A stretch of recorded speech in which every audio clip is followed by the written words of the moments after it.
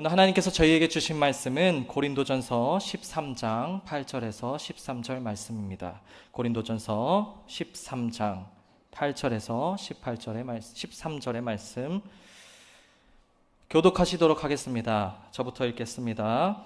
사랑은 언제까지나 떨어지지 아니하되 예언도 패하고 방언도 그치고 지식도 패하리라. 부분적으로 알고 부분적으로 예언하니 온전한 것이 올 때에는 부분적으로 하던 것이 패하리라.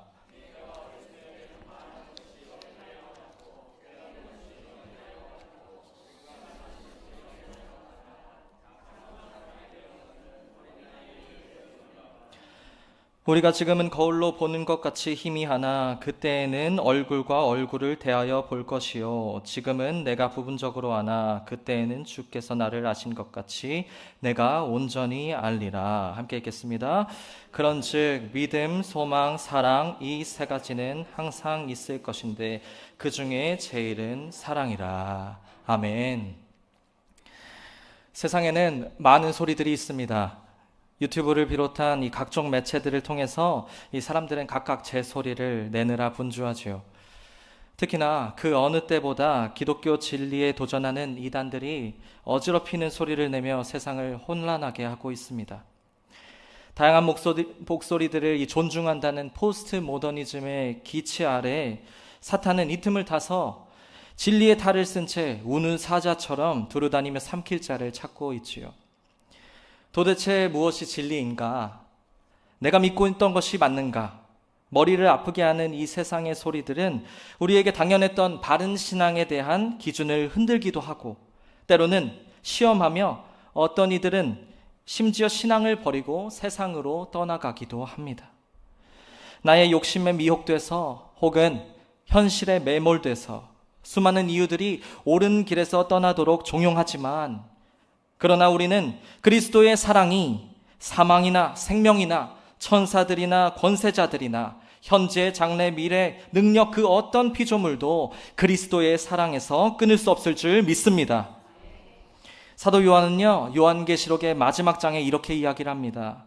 때가 가까우니 불의를 행하는 자는 그대로 불의를 행하고 더러운 자는 그대로 더럽고 의로운 자는 그대로 의를 행하고 거룩한 자는 그대로 거룩하게 두라. 변화하기엔 너무 늦은 시간이 결국엔 온다는 것입니다. 자기 신앙 하나도 건사하기 어려운 때가 온다는 것이죠.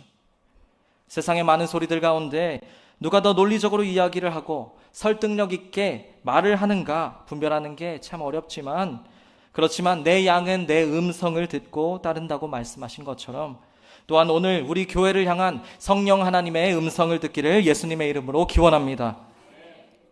우리 개신교는 지난 500년간 마틴 루터의 종교개혁을 위한 이 강령들 중에 특히나 오직 믿음으로 라는 이 가치를 믿어왔습니다. 그에게 깨달음을 준 말씀 구절이 있지요. 로마서 1장 17절에 오직 의인은 믿음으로 말미암아 살리라. 이 말씀을 붙들면서 우리 또한 진리에서 떠나지 않으려고 부단히 노력해왔지만 우리의 믿음은 지금까지도 수많은 도전을 받고 있습니다. 그 가운데 참 신앙이 왜곡되기도 하고 변질되기도 하며 때로는 이 맹목적으로 변해서 오히려 눈앞에 예수님을 두고도 알아보지 못한 유대인들처럼 예수님을 놓치고 있진 않은가 성찰해야 될 때가 왔습니다. 1885년 4월 5일 부활절을 기점으로 한국에 본격적으로 선교가 시작되면서 선교 140년을 바라보는 지금 구원에 대한 두려움과 또 진리에 대한 호기심이 만나서 우리 안엔 바른 믿음을 갖기 위한 이 지식에 대해서 강렬한 열망이 생겨났습니다. 그리고 열심히 가득한 성품이 이 교육열이 강한 우리 민족의 토양에 흡착돼서 빠르게 성장을 했지요. 갑작스러운 성장으로 인해서 크고 작은 성장통도 겪게 되었습니다. 어떤 사람들은 정도에서 벗어나 비밀스러운 말씀을 찾아다니기도 하고 주어진 성경 66권을 벗어나서 위경을 만들어 그들만의 하나님을 만들어내기도 했으면서 또한 눈에 보이는 하나님을 찾아 헤매다가 사람을 하나님처럼 숭배하기도 했습니다. 심지어 진리인 성경을 붙들면서도 정작 예수님을 만나지 못하는 일들이 생긴다는 것이죠. 비단 우리뿐만이 아닙니다. 예수님이 유대 땅에 계시던 시대에 하나님을 믿는다는 사람들도 같은 패단에 빠졌습니다. 예수님은 요한복음 6장 39절에서 40절에 이렇게 말씀하십니다. 너희는 너희가 성경에서 영생을 얻는 줄 생각하고 성경을 연구하거니와 이 성경이 곧 내게 대하여 증언하는 것이니라. 그러나 너희가 영생을 얻기 위하여 내게 오기를 원하지 아니하는도다. 하나님의 말씀이 육신을 입고 눈앞에 나타나셨는데 그런 예수님을 보고도 그들은 율법에서 눈을 떼지 못했습니다. 심지어 십계명으로는 모자라서 불안해서 모세오경을 가지고 613개의 조항을 율법을 추가로 만들어서 사력을 다해서 하나님의 말씀에서 벗어나지 않으려고 부단히 노력했습니다. 이건 해야 한다, 저건 하면 안 된다 하는 이런 율법의 초등적인 신앙으로 그들은 하나님의 원하시는 의를 이룰 수 있을 거라 노력을 조금만 더 하면 될 거라고 희망을 걸었던 것이죠. 우리는 오직 의인은 믿음으로 말미암아 살리라, 이 말씀으로 나의 능력이 아닌 오직 믿음이 구원을 한다는 것은 알고 있지만 예수님을 알아보지 못했던 유대인들을 과연 우리는 나무랄 수 있을까요? 과연 그들과 우리는 얼마나 다를까요? 우리의 신앙의 목표는 무엇입니까? 인생의 의미입니까? 구원을 얻을 고귀한 지식입니까? 영원한 생명입니까? 심지어 예수님을 믿고 구원을 얻어서 천국에 가는 것일지라도 이 모든 것들은 신앙의 시작이지 우리의 목적이, 우리의 도착점이 되어서는 안 됩니다. 하나님을 믿고 구원을 받았다고 생각하여 이미 신앙생활의 모든 것을 이룬 것처럼 더 이상 갈 바를 알지 못한 채 안주하고 있지는 않습니까? 하나님과의 만남을 통해서 우리가 원하는 것은 축복이 아닙니다. 천국도 아닙니다. 심지어 영생도 아닙니다. 우리가 그토록 원하고 바라고 사모할 것은 다른 어떤 것이 아니라 예수님 그분 자체입니다. 하나님 한 분만이 우리의 신앙의 방향이자 새롭게 바라보아야 할 신앙생활의 목표인 것입니다. 내가 그의 안에 거하고 그가 내 안에 거하며 하나님과 내가 하나가 되는 것, 이것이 바로 신앙의 궁극인 것입니다. 창세기 15장 1절에 하나님은 아브라함에게 이렇게 말씀하십니다. 나는 너희의 지극히 큰 상급이라. 상상해 보십시오. 만일 하나님께서 오늘 밤에 꿈속에 나타나서 내가 가장 원하는 것이 무엇이냐 물으신다면 무엇을 구하시겠습니까? 무드셀라의 장수, 아브라함의 믿음, 삼손의 힘, 솔로몬의 지혜, 인생에 필요한 것들이 많이 있지만 우리가 그 무엇보다도 원하는 것은 바로 하나님 한 분이어야 합니다. 주님께서 물으실 때에 주님, 내가 주님 한 분만을 원합니다. 다른 어떤 것도 아니라 하나님 한 분만을 원합니다. 주님 한 분만으로 나는 만족합니다. 이것이 우리의 고백이 되어야 합니다. 예수님을 믿으십니까? 진정으로 예수님을 믿으십니까? 그럼 이렇게 질문을 드리고 싶습니다. 예수님을 사랑하십니까? 우리가 믿음을 뛰어넘어 사랑으로 나아가야 하는 이유는 사랑은 더 높은 차원의 믿음이자 더 깊고 넓은 신앙이며 신앙의 완성이기 때문입니다. 믿음이 밭에 심긴 씨앗이라면 꽃과 같이 피어나는 그 영광이 바로 사랑입니다.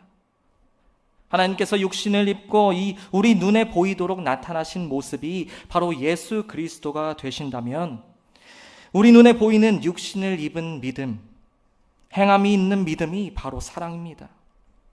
마치 육체가 없는 영혼뿐인 사람을 죽은 사람이다 라고 표현하듯이 행함이 없는 믿음은 죽은 믿음이라 예수님의 동생 야고보가 전했지요. 사랑은 믿음의 완성이요 궁극의 실체이며 장성한 그리스도인의 신앙이자 온 몸으로 하는 신앙입니다. 사도 바울은 에베소서 3장 17절에서 19절에 이렇게 설명합니다. 믿음으로 말미암아 그리스도께서 너희 마음에 계시게 하시옵고 너희가 사랑 가운데서 뿌리가 박히고 터가 굳어져서 믿음으로 우리가 그리스도를 영접하는데 그것이 끝이 아니라는 것입니다. 사랑으로 뿌리가 내리고 터가 단단해지며 성장해야 한다는 것이죠. 목적이 무엇입니까? 18절 이하에 능히 모든 성도와 함께 지식에 넘치는 그리스도의 사랑을 알고 그 넓이와 길이와 높이와 깊이가 어떠함을 깨달아 하나님의 모든 충만하신 것으로 너희에게 충만하게 하시기를 구하노라. 여기서 지식에 넘치는 그리스도의 사랑이라는 말은요, 다시 말해서 지식을 뛰어넘는 그리스도의 사랑을 통해야만 우리가 알고 믿는 단계의 초보적인 믿음을 뛰어넘게 되고 하나님이 마침내 우리 안에 가득히 충만하게 거하시게 된다는 것이죠. 이 의미는 삼위일체 하나님의 사귐 안에, 사랑의 교제 안에, 영생의 연합 안에 들어가게 된다는 것입니다. 사도 베드로는요, 베드로 후서를 통해서 신앙의 과정을 믿음을 가진 성도들에게 이렇게 권면합니다. 베드로서 1장 5절에 너희가 더욱 힘써 너희 믿음의 덕의 지식을, 지식의 절제를, 절제의 인내를, 인내의 경건을, 경건의 형제 우애를, 그리고 형제 우애에 사랑을 더하라. 이런 것이 너희에게 있어 흡족한 줄로 너희로 우리 주 예수 그리스도를 알기에 게으르지 않고 열매 없는 자가 되지 않게 하려니와 이런 것이 없는 자는 맹인이라 멀리 보지 못하고 그의 옛 죄가 깨끗하게 된 것을 잊었다. 이렇게 말합니다. 우리의 시작은 믿음이며 그 마지막은 사랑이라 베드로가 증언하고 있는 것입니다. 이를 통해서 예수 그리스도 알기에 게으르지 않고 열매 없는 자가 되지 않게 하려 한다는 것이지요. 이런 성숙이 없는 자들은 맹인이며 옛 죄가 깨끗하게 된 것을 잊은 자라 분명히 이야기합니다. 예수님을 더 깊이 알고 싶은 열망이 아직 있으십니까? 우리 안에 예수 그리스도를 더 알고 싶은 마음이 가득해야 합니다. 예수님을 믿고 구원을 받았으니 이젠 끝이다 외치면서 단순한 믿음에서 우리의 신앙이 멈춰버린다면 우리는 더 이상 교회를 다닐 이유를 찾지 못하고 가난한 성도들과 같이 길을 잃어버릴지도 모릅니다. 참된 신앙은 믿음으로 시작하여 사랑으로 완성된다는 것을 기억해야 합니다. 사랑의 중요성은 오늘 본문인 사랑장 고린도전서 13장에 잘 나타나 있지요.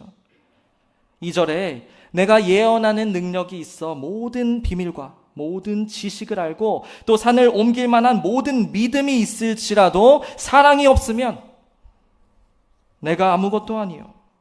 모든 능력, 모든 비밀, 모든 지식, 모든 믿음이 있을지라도 사랑이 없으면 내가 아무것도 아니다. 이렇게 이야기합니다. 이어서 말합니다. 11절에 내가 어렸을 때에는 말하는 것이 어린아이와 같고 깨닫는 것이 어린아이와 같고 생각하는 것이 어린아이와 같다가 장성한 사람이 되어서는 어린아이의 일을 버렸노라. 우리는 그를 아는 지식에 자라가야 합니다.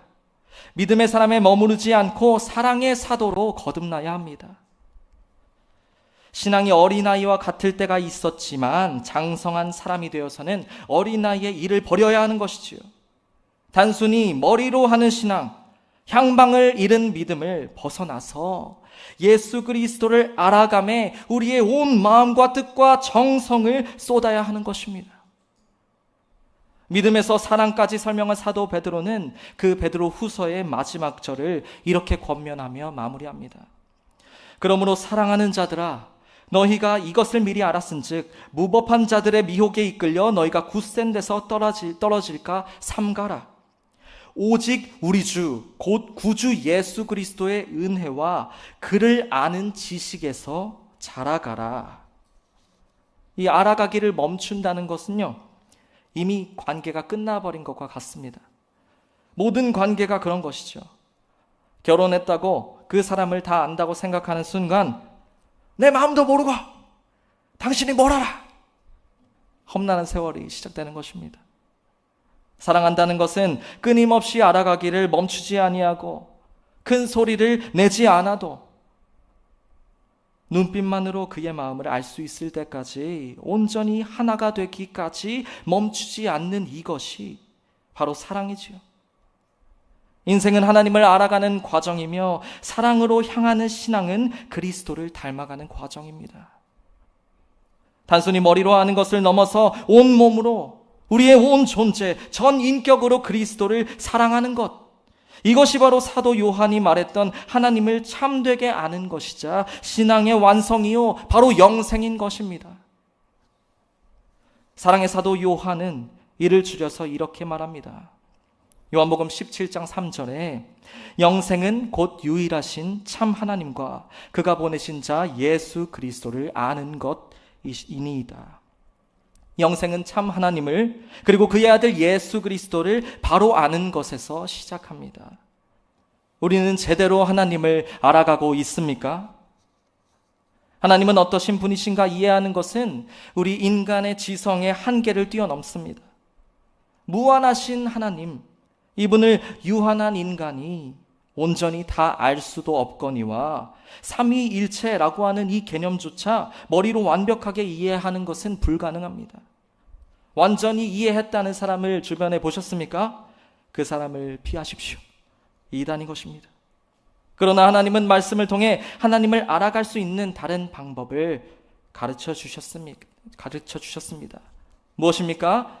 사랑의 사도 요한은 이렇게 이야기합니다. 요한 1서 4장 7절에서 8절에 사랑하는 자들아 우리가 서로 사랑하자. 사랑은 하나님께 속한 것이니 사랑하는 자마다 하나님께로 나서 하나님을 알고 사랑하지 아니하는 자는 하나님을 알지 못하나니 이는 하나님은 사랑이심이라. 하나님은 사랑이시기에 사랑을 통해서 하나님을 알 수 있다고 분명하게 말씀하십니다. 일전에도 말씀드렸던 것처럼 초대 신학자 어거스틴은 삼위일체 하나님을 이렇게 설명하죠. 사랑하시는 성부 하나님, 사랑을 받으시는 성자 예수님, 그리고 이 두 분을 묶는 사랑 그 자체가 되시는 성령 하나님.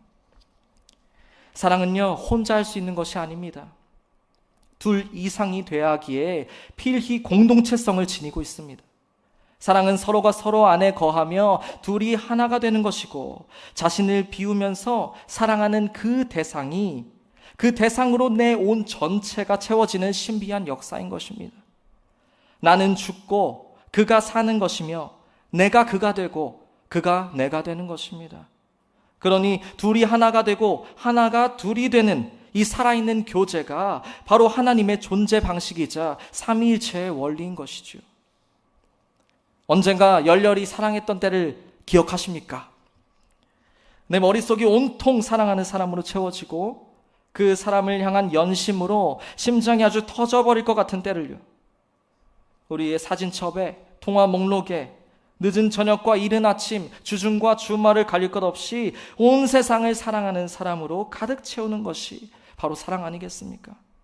일기장에 글 한 줄 쓰기 어렵던 사람이 시인이 되고 노래 부르기 싫어했던 사람이 콧노래를 부르게 만드는 신비가 바로 사랑인 것입니다. 죄로 인해서 지독히도 이기적인 인간으로 살아갈 수밖에 없는 이 세상 속에 비록 인간적인 사랑이라도 이를 통해서 우리는 하나님의 형상을 조금이나마 회복하게 됩니다. 사람들 사이의 사랑도 이러한데 하나님의 사랑은 얼마나 위대하겠습니까? 그래서 하나님은 그의 형상을 잃어버린 우리들을 다시 회복시키고자 먼저 사랑하셨고 그 내용을 담은 러브레터가 바로 성경인 것이죠. 그래서 성경도 바로 하나님이 우리를 향한 사랑으로 가득 채운 편지임을 기억하시고 알고 읽어야 비로소 하나님의 마음이 보이는 것입니다. 어떠한 고귀한 영적인 지식을 얻기 위한 책으로 혹은 인류의 역사를 배우기 위한 4,000년의 역사를 담은 역사서가 아니라 우리를 향한 하나님의 사랑을 가득 담아 적어둔 하나님의 사랑 고백, 그리고 역사 가운데 그 사랑을 향한 응답을 적어둔 하나님과 우리 사이에 서로를 향한 사랑의 편지인 것입니다. 그렇기 때문에 냉철한 이성도 아주 중요하지만 하나님을 향한 떨리는 가슴으로 그의 마음을 알고자 하는 그 절절한 마음으로 읽어야지 그 비로소 뜻이 보이는 것입니다. 삼위일체 하나님의 사랑의 교제로 태어난 우리들이 얼마나 태초부터 하나님이 사랑하셨는지 모릅니다. 이미 그 전부터 마치 태어날 아기를 기다리는 이 부부처럼 자신의 공간을 비우고 시간을 비우고 가진 것들을 비워서 아이의 자리를 마련하는 부모처럼 하나님은 창조하시기 전에 혼자 계셨을 때 자신을 겸손히 비우시고 우리를 위한 시공간을 마련하셔서 온 우주와 천지 만물을, 그리고 특별히 우리들을 하나님과 똑 닮은 모습으로 창조하신 것입니다. 창세기 1장 27절에 하나님이 자기 형상 곧 하나님의 형상대로 사람을 창조하시되 남자와 여자를 창조하시니라. 왜 남자와 여자를 만드셨을까요? 홀로 사랑을 할 수 없기 때문입니다. 하나님의 형상으로 지은 바 되었다는 것은 사랑하는 존재로 서로 사랑하라고 만드신 것입니다.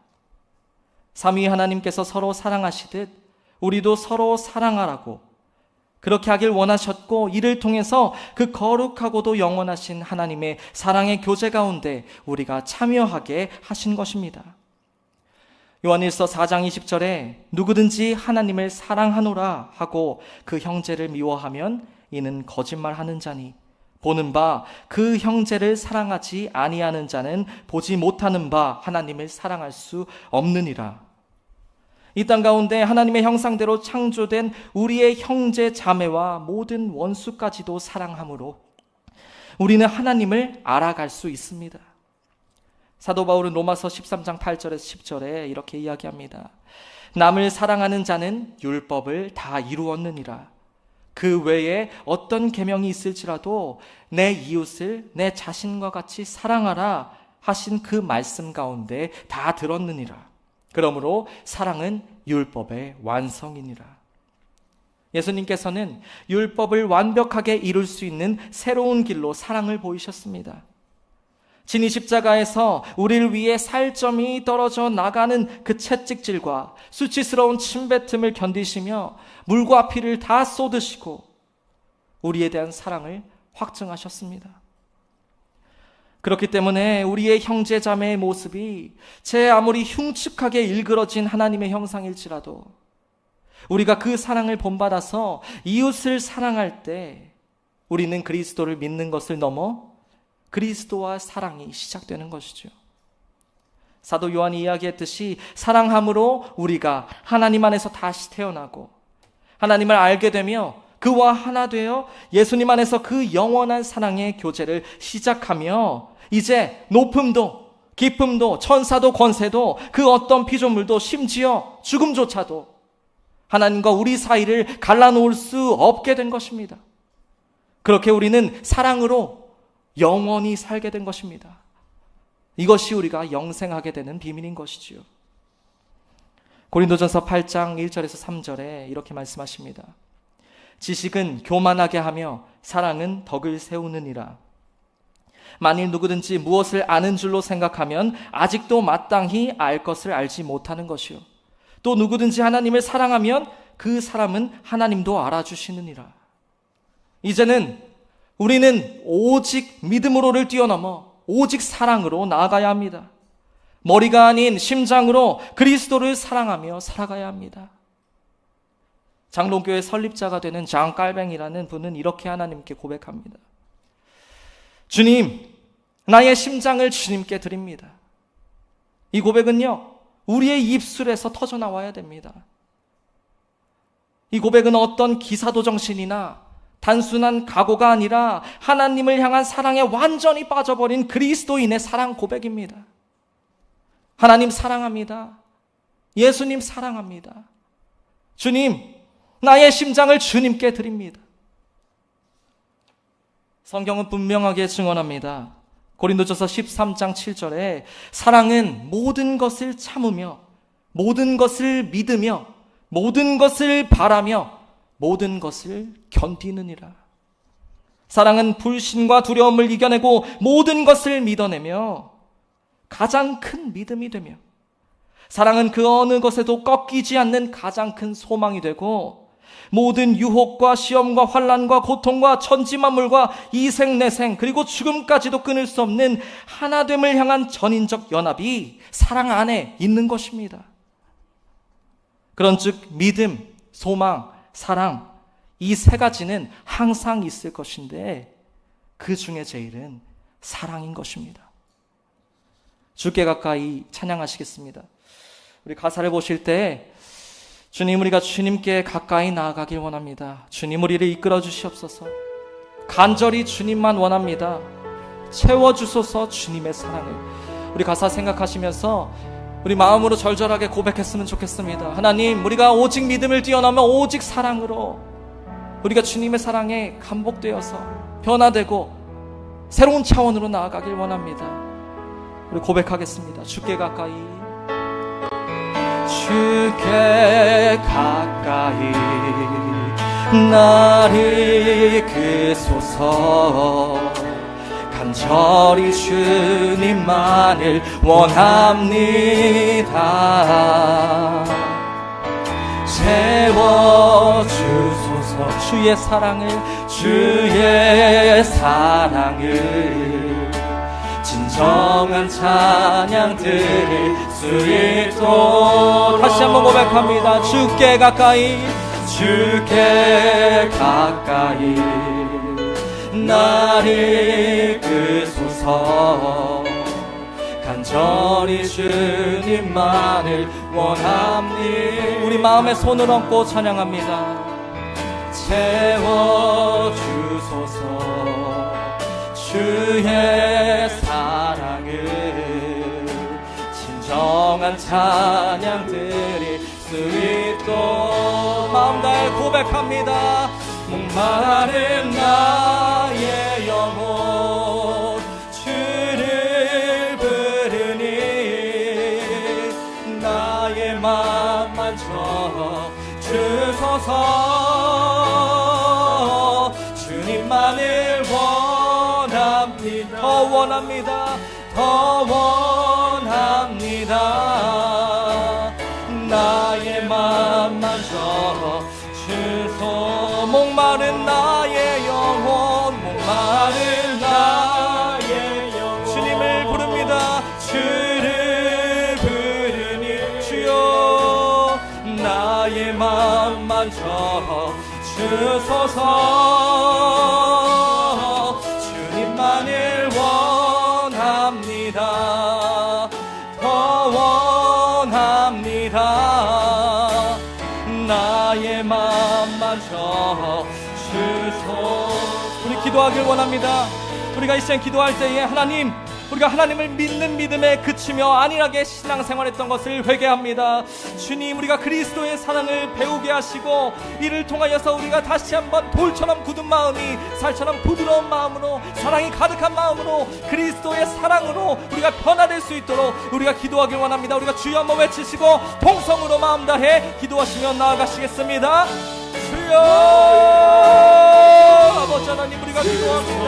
주여, 우리가 하나님을 믿는 믿음에 그치며 안일하게 신앙생활을 하지 말아주시고, 주여, 우리가 다시 한번 우리의 믿음을 점검하며 되돌아보며 주여 하나님을 아는 믿음에서 그치지 아니하고 하나님을 사랑하는 데까지 나아갈 수 있도록 주여 우리를 붙들어 주시옵소서. 주여 우리를 변화시켜 주시고 다시 한번 깨닫게 하시고, 주여 우리를 변화시켜 주시어 다시 한번 주의 사랑으로 우리의 온 존재가 변화될 수 있도록 주님의 큰 사랑을 다시 한번 깨닫게 하여 주시옵소서. 주여, 오직 주님만을 원합니다. 오직 주님만을 바랍니다. 주여, 우리를 만져주시고 회복시켜 주시옵소서. 주여, 온전히 주님의 사랑을 배우게 하여 주시옵소서. 주여, 우리가 지치고 무너지고 깨어지고 주여 우리가 놀려있지만 다시 한번 주님께서 찾아와 베드로에게 말씀하셨던 것처럼 내가 나를 사랑하느냐, 내가 나를 사랑하느냐. 주여, 아버지 물으실 때 주님, 내가 주님 사랑한다고 고백할 수 있도록 주의 사랑을 가득 채워주시옵소서. 주여, 아버지 나의 맘 만져 주소. 주님만을 원합니다. 목마른 나의 영 주를 부르니, 주를 부르니 나의 맘 만져 주소서. 주님만을 더 원합니다. 아버지 더 원합니다. 나의 맘 만져 주소. 목마른 나의 영혼, 목마른 나의 영혼 주님을 부릅니다. 주를 부르니 나의 맘 주소서. 주님만을 원하, 우리의 마음의 고백입니다. 더 원합니다. 나의 마음 만져 주소. 다시 한번 목마른 나의 영혼, 나의 영혼. 주님 사랑합니다. 주님, 내가 주님을 사랑합니다. 주여, 내가 주님을 사랑합니다. 아버지, 이것이 나의 고백입니다. 나의 전 존재의 고백입니다. 나의 마음의 고백입니다. 인생의 고백입니다. 주여 아버지, 주의 사랑을 더욱더 부어주시옵소서. 성령 하나님 임하여 주시옵소서. 모인 이곳 가운데 주의 사랑을 충만하게 부어주시옵소서. 주여 그리스도의 사랑으로 변화되게 하여 주시며, 다시 한번 우리가 주님의 사랑으로 변화되며, 주여 다시 한번 회복되고 소생케되는 역사가 있게 하여 주시옵소서. 주여 아버지, 나의 마음 만져 주소서. 주님만을 더 원합니다. 더 원합니다. 나의 마음 만져 우리 마지막으로 고백합니다. 목마른 나의 영혼, 마른 나의 영혼. 주여 주를 부르니 나의 마음만 주여 돌처럼 굳은 마음을 다시 부드럽게 하여 주시옵소서. 주님만을 원합니다. 더 원합니다. 나의 마음 만져 주소서. 나의 마음 만져 주소서. 나의 마음 만져 주소서. 하나님 감사합니다. 저에게 말씀을 주시어서 우리가 지금 믿는 믿음에서 안주하지 아니하고 주님을 사랑하며 주님과 하나 되기 위하여 새로운 말씀을 주시니 감사합니다. 주여, 이 말씀 붙들고 우리가 살아가는 삶의 현장에서 우리가 우리의 이웃들을 사랑하며 하나님과 합일되기를, 하나 되기를, 우리가 그 열망을 꺾지 않기를 기도하오니 주여 우리를 보호해 주시고 인도하여 주시고 은혜를 베풀어 주시옵소서. 주님 감사합니다. 이 모든 말씀 살아계신 예수 그리스도의 이름으로 기도드렸습니다. 아멘. 주기도문으로 예배를 마치겠습니다. 하늘에 계신 우리 아버지, 아버지의 이름을 거룩하게 하시며 아버지의 나라가 오게 하시며 아버지의 뜻이 하늘에서와 같이 땅에서도 이루어지게 하소서. 오늘 우리에게 일용할 양식을 주시고 우리가 우리에게 잘못한 사람을 용서하여 준 것 같이 우리 죄를 용서하여 주시고 우리를 시험에 빠지지 않게 하시고 악에서 구하소서. 나라와 권능과 영광이 영원히 아버지의 것입니다. 아멘.